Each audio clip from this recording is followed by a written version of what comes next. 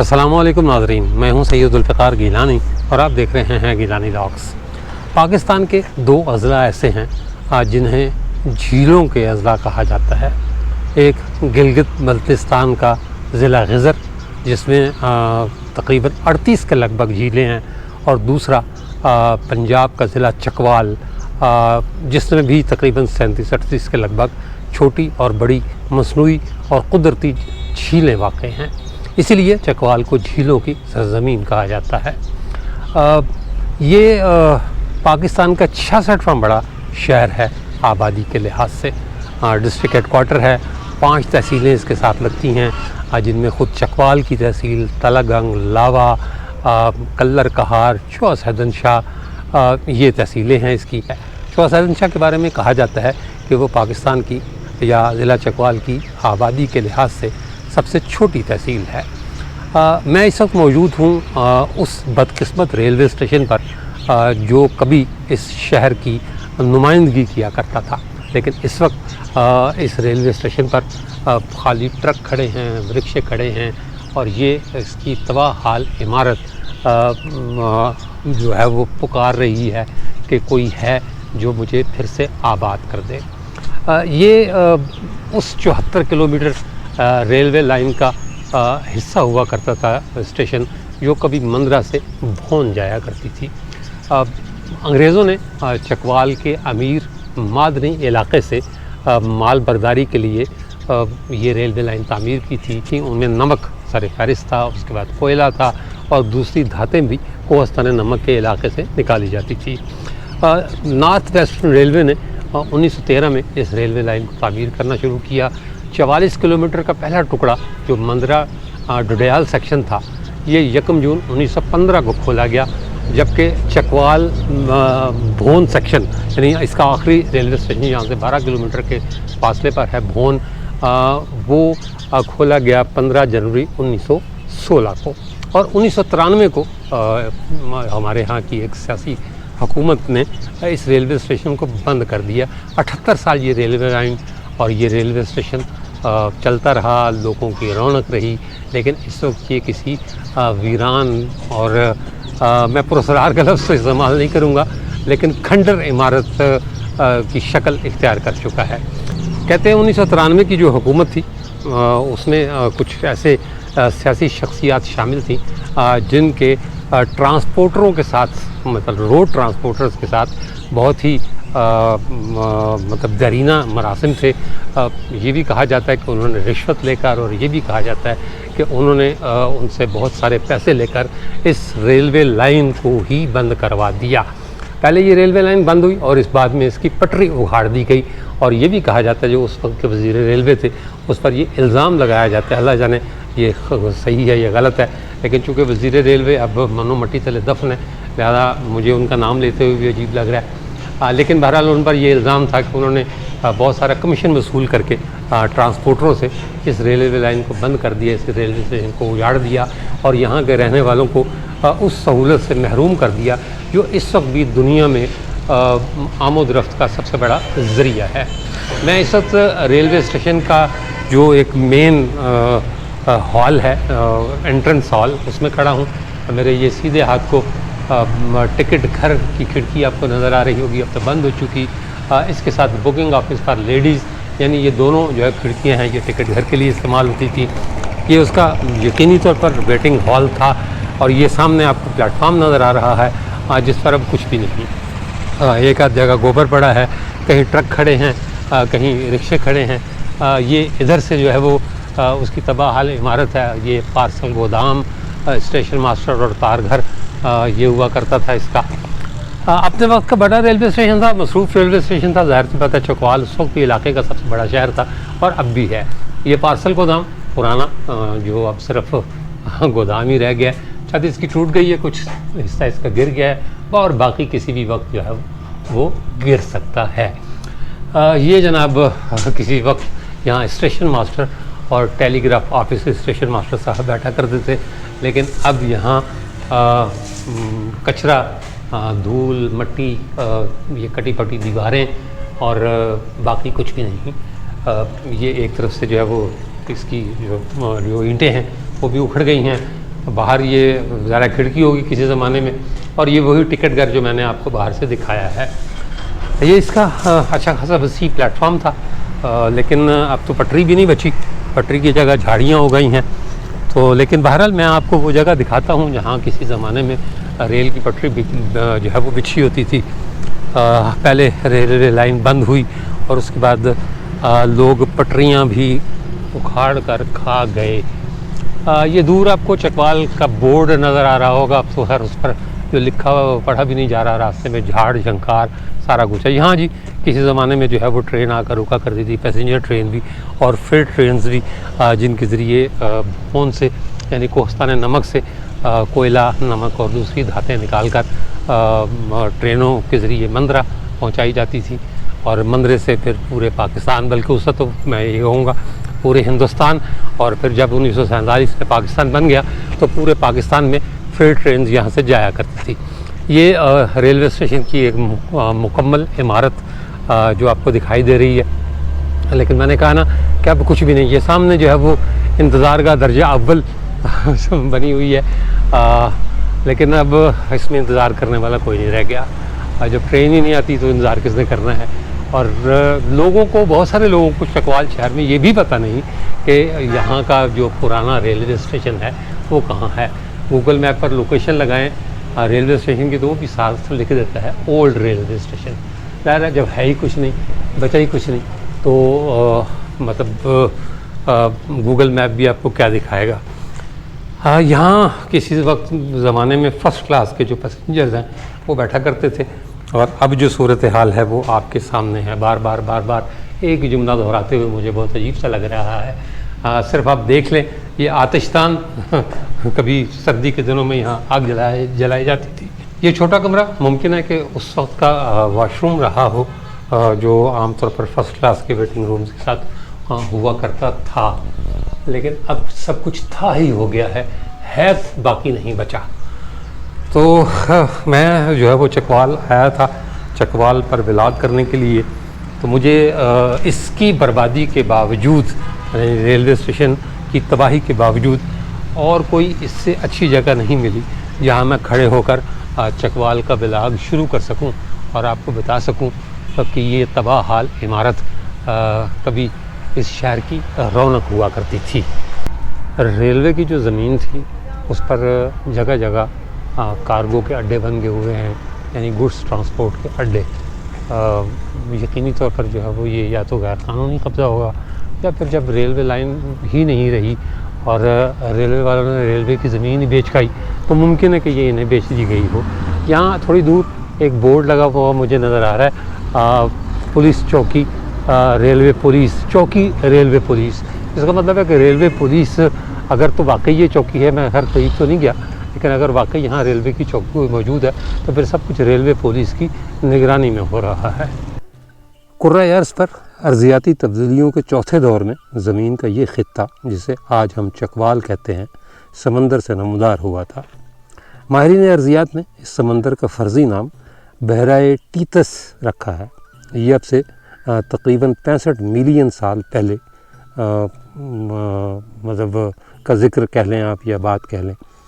ارضیاتی تبدیلیوں کے تیسرے دور میں اس زمین پر ڈائنوسارز جیسے عظیم الجثہ جانوروں کا راج تھا، جن کے فوسلز ڈھوک بن امیر خاتون، ڈھریالہ اور چکوال کے دوسرے کئی علاقوں سے اب تک دریافت ہوتے چلے آ رہے ہیں. وقت کے ساتھ ساتھ بحیرہ ٹیتس خشک ہوتا چلا گیا اور چکوال کے موجودہ علاقے وجود میں آتے گئے.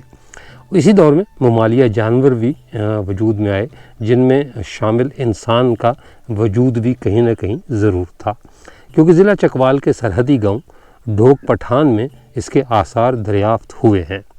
اسی گاؤں سے برفانی عہد کے بنے پتھر کے اوزار بھی ملے ہیں. آؤٹ لائن ہسٹری کے H.G. ویلز کے مطابق حیوانی دور سے باہر نکل کر زراعت تک پہنچتے پہنچتے انسان کو 10 سے 30 ہزار سال لگے. اسے تاریک عہد کہا جاتا ہے، اور تب انسان پتھر سے کام لیا کرتا تھا. 3000 سال قبل مسیح، یعنی اب سے کوئی 5000 سال پہلے، انسان نے تانبے اور کانسی سے کام لینا سیکھ لیا تھا.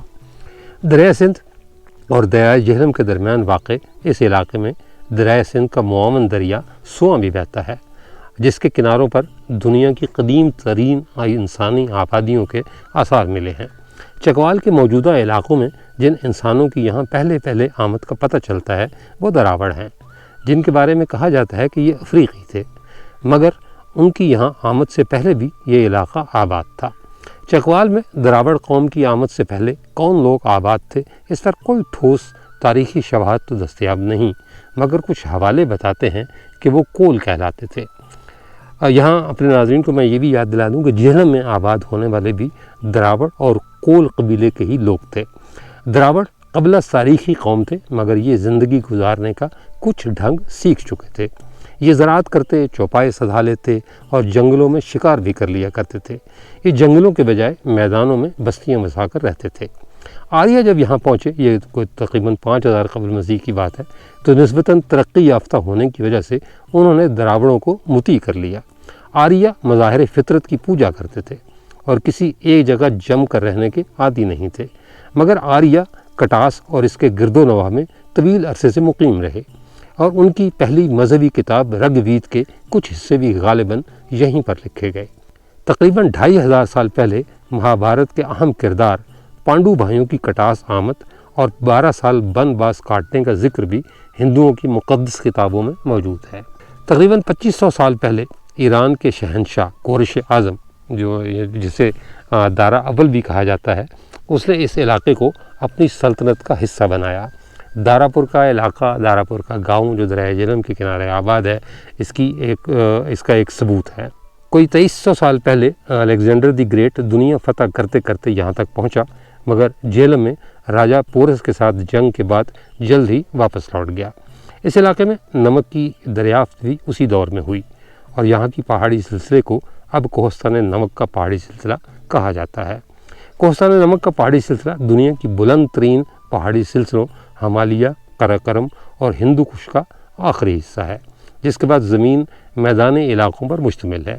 ان سے تمام پہاڑی سلسلوں سے نکلتا پانی پنجاب کے 5 دریاؤں اور ان کے معاون دریاؤں سے ہوتا ہوا بحیرہ عرب اور بالآخر بحر ہند میں جا گرتا ہے۔ الیگزینڈر دی گریٹ کی واپسی کے چند اشرے بعد یہ علاقہ چندر گپت موریہ کے تسلط میں آیا۔ چندر گپت کے بعد اس کا بیٹا بندوسار اور پھر چندر گپت کا پوتا اشوک یا اشوکا دی گریٹ اس علاقے کا حکمران بنا۔ یہ تمام بدھ مت کے پیروکار تھے۔ اشوک کے عہد کا ایک اسٹوپا وادی گندھالا چوا سیدنجا کے قریب 100 سال پہلے تک بہترین حالت میں موجود تھا، مگر اب اس کے آثار بھی دب چکے ہیں۔ بعد از مسیح کے زمانے میں، یعنی حضرت عیسیٰ کی پیدائش کے بعد 123 سے 149 عیسوی تک یہاں کشان خاندان کے مشہور بادشاہ کنشک کی حکمرانی کا پتہ چلتا ہے۔ یہ بھی بدھ مت کا پیروکار تھا، اور اس کے عہد میں تعمیر کیے گئے بدھوں کے اسٹوپے اور کنویں اب بھی کہیں نہ کہیں باقی ہیں۔ 540 عیسوی کے لگ بھگ شمال سے آئے سفید ہن اس علاقے پر قابض ہو گئے۔ انہوں نے بدھ مت کی تہذیب کو صفحہ ہستی سے مٹا دیا۔ مشہور چینی سیاح ہیونگ سانگ نے 631 عیسوی میں اس علاقے کی سیاحت کی اور اس کا ذکر اپنی کتاب سفر نامہ ہند میں کیا۔ یہ کتاب اس علاقے کی تاریخ پر پہلی مستند کتاب کہی جا سکتی ہے۔ ہنوں کے بعد یہ علاقہ کشمیر کے راجگان کے زیر نگین رہا۔ کشمیر کے راجگان 9ویں صدی عیسوی تک یہاں قابض رہے، اور ان کے بعد کابل کے ہندو شاہی خاندان نے یہاں قبضہ کر لیا۔ یہاں کے حکمران آنند پال اور جے پال کابل کے شاہی خاندان سے تعلق رکھتے تھے۔ چکوال کی سرحد پر واقع قلعہ نندنا انہیں کی یادگار ہے۔ اب قلعہ نندنا جہلم میں واقع ہے، لیکن بہرحال جہلم اور چکوال کی سرحد بنتی ہے۔ 11ویں صدی عیسوی میں چکوال کے ان تمام علاقوں میں سلطان محمود غزنوی کی آمد کے بعد اسلام تیزی سے پھیلا۔ اس تمام عرصے میں چکوال کے مختلف علاقوں میں چھوٹی چھوٹی راجدھانیاں قائم تھیں، جن پر جاگیردار طرز کے راجے حکومت کرتے تھے۔ نامور ریاضی دان ابو ریحان البیرونی بھی سلطان محمود غزنوی کے ساتھ ان علاقوں میں آیا، اور اپنی شورۂ آفاق تصنیف کتاب الہند بھی یہیں پر 1030 میں مکمل کی۔ اس نے نندنا میں زمین کا قطر معلوم کیا اور کٹاس راج میں زبان دانی کی مشہور یونیورسٹی شکنتلا یونیورسٹی سے سنسکرت کی تعلیم حاصل کی۔ اس نے علاقے کی تاریخ، جغرافیہ اور رسم و رواج کا مشاہدہ کر کے اسے اپنی تصنیف میں قلم بند کیا۔ سلطان محمود غزنوی کے بعد سلطان شہاب الدین محمد غوری اور پھر سلطان جلال الدین خواردم شاہ اس علاقے پر حاکم رہے۔ غوری خاندان کے بعد خاندان غلامہ کا بادشاہ نصیر الدین محمود 1246 سے 1265 تک حکمران رہا، اور اس کے بعد 1266 سے 1286 تک سلطان بلبن حکمران تھا۔ بلبن کے عہد میں چکوال کے ان علاقوں میں اعلیٰ نسل کے دھنی گھوڑوں کی افزائش بڑے پیمانے پر ہوتی تھی، چنانچہ بلبن نے اس علاقے کو تباہ و برباد کر دیا اور بے شمار گھوڑے ساتھ لے گیا۔ 1290 سے 1295 تک جلال الدین فیروز شاہ خلجی نے ان علاقوں میں جنگجو سرداروں کا بہت خون بہایا۔ اگلے 100 سال تک مختلف غیر معروف حکمران ان علاقوں پر حکمرانی کرتے رہے جو آج چکوال کہلاتے ہیں۔ 1398 میں امیر تیمور نے اس علاقے پر حملہ کیا۔ مقامی جنگجو سرداروں نے اس کی خدمت میں حاضر ہو کر جان بخشی کرائی۔ امیر تیمور کے جانے کے بعد یہ علاقہ طویل عرصے تک سیاسی اور سماجی انتشار کا شکار رہا۔ ظہیر الدین بابر 1519 میں اس علاقے میں آیا تو اس نے یہاں کچھ نظم و نسق قائم کیا۔ 1526 میں ظہیر الدین بابر نے ہندوستان پر تسلط جمایا تو اس کے بعد اورنگزیب عالمگیر کے دور یعنی 1707 تک یہ علاقہ مغلوں کے قبضے میں رہا۔ اس دوران عنان اقتدار 1540 سے 1545 تک شیر شاہ سوری کے پاس بھی رہی۔ اس کے بعد بھی 1560 کے لگ بھگ تک سوری خاندان حاکم تھا، لیکن ہمایوں نے ان سے جلد مغل اقتدار دوبارہ لے لیا۔ مغلیہ دور میں اس علاقے پر گکھڑ سرداروں کی عملداری ظاہر ہونا شروع ہوئی۔ 1739 میں نادر شاہ کے علاقوں پر حملے کے وقت یہاں کے کچھ علاقوں پر گجروں کا قبضہ تھا۔ زمان شاہ درانی کے دور کے خاتمے یعنی 1800 عیسوی تک یہ علاقہ کبھی مغلوں اور کبھی درانیوں کو تسلط میں رہا۔ یہاں کے مقامی سردار اس معاملے پر تقسیم تھے اور وہ ان دونوں حکمران خاندانوں سے حکمرانی کی سند لیتے رہے۔ ان میں جنگجو سردار بھی شامل ہیں۔ کابل کی طرف سے حملوں کے باعث طوائف الملوکی کے اس زمانے میں سکھوں نے بھی اس علاقے میں قدم جمانا شروع کر دیے۔ وہ چکوال کے علاقوں جھنگڑ اور کہون میں پہنچ چکے تھے اور تلا گنگ سمیت دیگر مختلف علاقوں میں بھی لوٹ مار کرتے رہتے تھے۔ 1776 میں سکھوں نے قلعہ روہتاس پر قبضہ کر کے ضلع اٹک تک کے علاقوں کو اپنے قبضے میں لے لیا تھا۔ یہ قلعہ رنجیت سنگھ کے دادا چڑھت سنگھ نے فتح کیا تھا۔ 1799 میں رنجیت سنگھ نے لاہور فتح کیا تو یہ علاقہ جو برائے نام درانیوں کے ماتحت تھا اس کے تسلط میں چلا گیا۔ مغلیہ حکومت دہلی اور ارد گرد کے علاقوں تک مسلسل سکڑ رہی تھی۔ چکوال کے علاقے دھنی پر قبضے کے لیے رنجیت سنگھ 1801 میں خود آیا۔ جنگجو سردار ابھی تک رنجیت سنگھ کے بجائے درانیوں کے ماتحت ہی تھے، چنانچہ 1810 میں رنجیت سنگھ جنگجو سرداروں کے علاقے کو فتح کرنے کے لیے دوبارہ یہاں پہنچا۔ اب یہ تمام علاقہ مکمل طور پر سکھوں کی عملداری میں تھا، کیونکہ رنجیت سنگھ نے مکھیالہ اور کسک کو تباہ و برباد کر کے رکھ دیا۔ 1849 میں ایسٹ انڈیا کمپنی نے یہ تمام علاقے سکھوں سے چھین لیے اور اسی سال علاقے میں پہلا سرسری بندوبست اراضی شروع کر دیا۔ انگریزوں نے یہاں کے بیشتر قلعے مسمار کر دیے اور یہاں کے لوگوں کو اطاعت پر جاگیریں اور انعامات دیے۔ 1849 میں ہی جہلم کو ضلع بنایا گیا۔ 1857 کی جنگ آزادی کے بعد ایسٹ انڈیا کمپنی کو ختم کیا گیا تو یہ علاقہ براہ راست تاج برطانیہ کے ماتحت چلا گیا۔ 1881 میں چکوال کو تحصیل ہیڈ کوارٹر بنایا گیا۔ انگریزوں نے چکوال کے اس علاقے میں بڑے پیمانے پر اصلاحات کی، ریلوے لائن بچھائی، سڑکیں، اسکول اور ہسپتال بنائے، عدالتیں، تھانے اور دیگر انتظامی ادارے قائم کیے۔ پہلی جنگ عظیم یعنی 1914 سے 1919 تک اس علاقے کے لوگوں نے برٹش فوج میں خدمات انجام دیں۔ انگریزوں نے اس علاقے کو مارشل ایریا قرار دیا اور یہاں کا ایک علاقہ ہے دلمیال، وہاں باقاعدہ ایک کینن یعنی توپ جو ہے وہ اس خدمات کے صلے میں اس علاقے کو دی گئی۔ 1939 سے 1945 تک کی دوسری جنگ عظیم میں بھی اس علاقے کے لوگوں نے برٹش فوج کے لیے خدمات انجام دی۔ 1947 میں ہندوستان کی تقسیم عمل میں آئی تو چکوال اس وقت ضلع جہلم کی ایک تحصیل تھی۔ 1 جولائی 1985 کو ضلع اٹک اور ضلع جہلم کی تحصیلوں تلا گنگ اور پنڈ دادن خان کے علاقوں کو کاٹ کر ان پر مشتمل ضلع چکوال بنایا گیا۔ چکوال اور تلا گنگ کے بعد 1993 میں چوس حیدن شاہ جبکہ کلر کہار اور لاوا کو بالترتیب 2005 اور 2013 میں تحصیلوں کا درجہ دیا گیا۔ انگریز ماہر آثار قدیمہ جنرل کننگھم نے ضلع چکوال کے کونے کونے میں تحقیق کرنے کے بعد 60 سے زائد ایسے مقامات دریافت کیے جو 1000 سال سے لے کر 1 کروڑ 20 لاکھ سال پرانے ہیں۔ پروفیسر انور بیگ جو محقق بھی ہیں چکوال کے، ان کے حوالے سے یہ کہا جاتا ہے کہ ضلع چکوال آثار قدیمہ کی جنت ہے، اور اگر یہاں مزید تحقیق کی جائے تو یہاں پرانی تہذیب کے ایسے آثار سامنے آئیں گے جو اب تک پوری دنیا میں نہیں ہیں۔ پروفیسر احمد حسن دانی نے بھی چکوال میں دریافت ہونے والے فوسلز کے بارے میں یہ کہا کہ آج تک اتنی بڑی تعداد میں کہیں بھی پوری دنیا میں فوسلز نہیں ملے جتنے ضلع چکوال میں ملے ہیں۔ ان کا بھی یہی کہنا ہے کہ ضلع چکوال کی سرزمین پر بعض تہذیبیں ہزاروں سال پرانی ہیں جن کی ہڈیاں قبل از مسیح سے جا کر ملتی ہیں۔ ایک کہاوت بہت مشہور ہے کہ اندھا بانٹے ریوڑیاں اپنوں کو، لیکن چکوال شہر میں یہ مثال اس لیے صادق نہیں آتی کہ ریوڑی چکوال کی سوغات ہے۔ آپ جس طرف بھی چلے جائیں، چکوال کی کسی سڑک پر چلے جائیں، آپ کو اصلی پہلوان ریوڑی لکھا ہوا نظر آئے گا۔ میں اس وقت بیٹھا ہوا ہوں چھپر بازار کے باہر، بظاہر ایک چھوٹی سی دکان ہے، لیکن ان کا دعویٰ یہ ہے کہ اصلی پہلوان ریوڑی ہماری ہے۔ 8 سال پہلے کوئی کزن وغیرہ الگ ہو گئے اور انہوں نے الگ دکانیں کھول لی۔ 30 کے لگ بھگ کارخانے ہیں چکوال شہر میں جو ریوڑیاں بناتے ہیں، اور یہ صرف پاکستان میں نہیں بلکہ پوری دنیا میں یہ سوغات جاتی ہے۔ میرے ساتھ بیٹھے ہوئے ہیں، کیا نام ہے سرکار؟ اسامہ۔ میرے ساتھ آپ پہلوان بھی ہیں یا خالی اسامہ ہیں؟ پہلوان بھی۔ اچھا، میرے ساتھ بیٹھے ہوئے ہیں اسامہ، اور یہ کہتے ہیں جی میں پہلوان بھی ہوں صاحب۔ میں ان کی دکان پر آیا ہوں یہ پوچھنے کے لیے کہ آپ اس میں کیا ڈالتے ہیں؟ کوئی بھنگ ڈالتے ہیں، کوئی مطلب نشہ ڈالتے ہیں کہ جو ریوڑی کھاتا ہے وہ پھر کہتا ہے جی کہ مجھے چکوال کی ریوڑی ہی چاہیے؟ بھنگ نشہ وغیرہ تو نہیں ڈالتے، یہ محبت ہے۔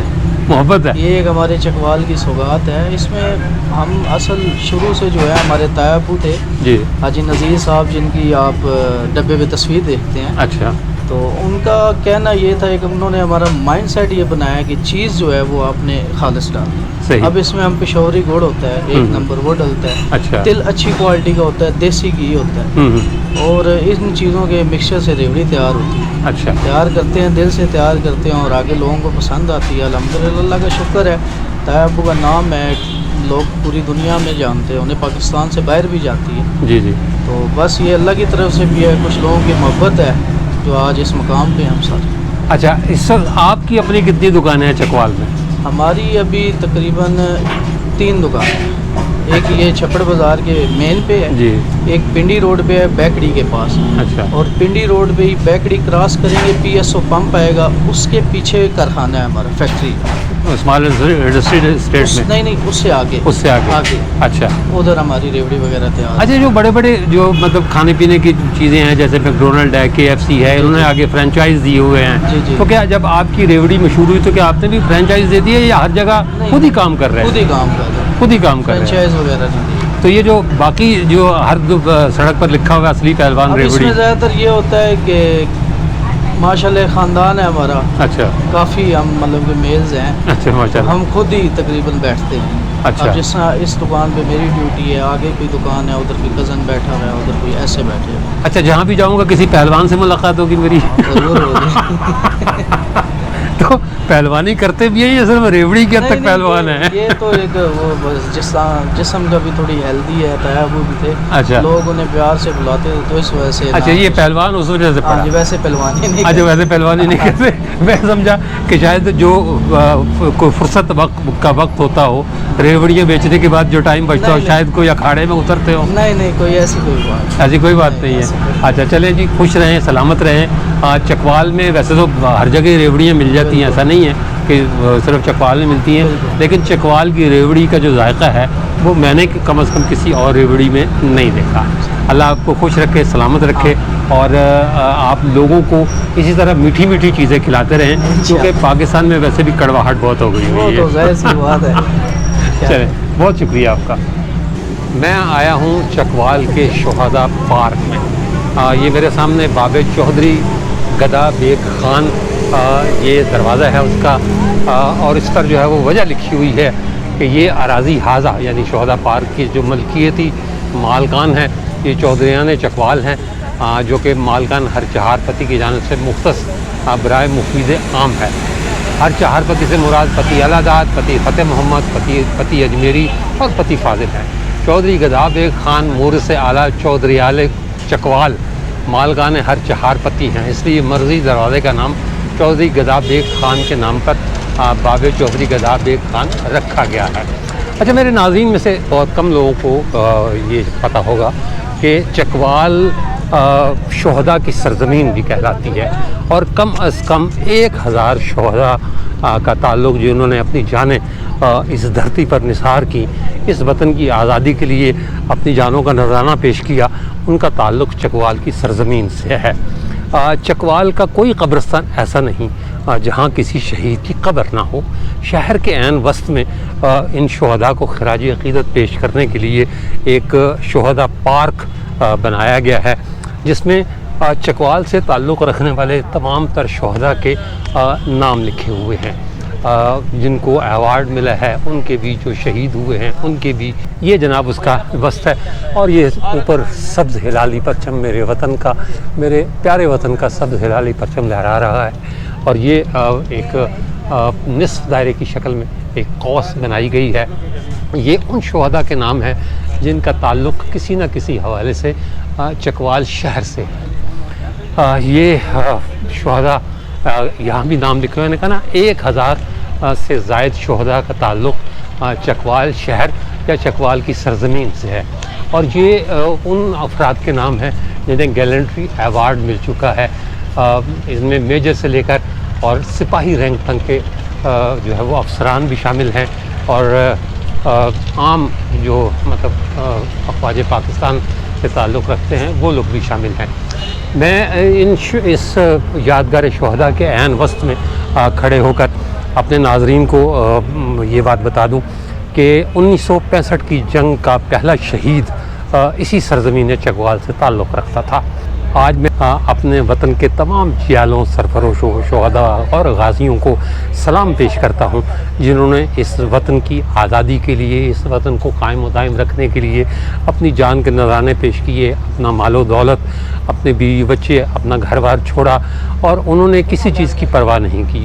آج پاکستان اگر آزاد ہے تو انہی بہادروں کے دمخم سے ہے۔ اگر آج پاکستان دنیا کے نقشے پر موجود ہے تو انہی کے دمخم سے ہے۔ ہم نے مانا کہ 1947 میں بہت سے مسلمانوں نے اپنی جانوں کا نذرانہ دیا، یعنی تحریک پاکستان شہداء کے خون سے سجی ہوئی ہے۔ اسی طرح استحکام پاکستان، اس میں بھی شہداء کا جو ہے وہ جو کریڈٹ ہے یا جو مطلب جو کردار ہے اسے کسی طرح بھی نظر انداز نہیں کیا جا سکتا۔ 1965 کی جنگ ہو یا 1971 کی جنگ ہو، کارگل کی جنگ ہو یا دہشت گردی کے خلاف آپریشن ہو، پاکستان کی افواج نے کبھی بھی کسی چیز سے منہ نہیں موڑا، بلکہ وہ ہر دم تیار ہیں، ہر دم چوکس ہیں، اور ہر دم اپنے وطن کی آزادی کے لیے، اس کی خود مختاری کے لیے، اپنی جانوں کا نذرانہ دینے کے لیے تیار ہیں۔ میں رخصت لینے سے پہلے ایک بار پھر اپنے شہداء کو سلام پیش کرتا ہوں، اور امید رکھتا ہوں، بلکہ یقین رکھتا ہوں کہ جب تک وہ سلامت ہیں تب تک پاکستان کی طرف کوئی دشمن بھی میلی آنکھ سے نہیں دیکھ سکتا۔ اس کے ساتھ ہی اجازت دیجیے، انشاءاللہ تعالی اگلے ولاگ میں دوبارہ ملاقات ہوگی، تب تک کے لیے اللہ حافظ۔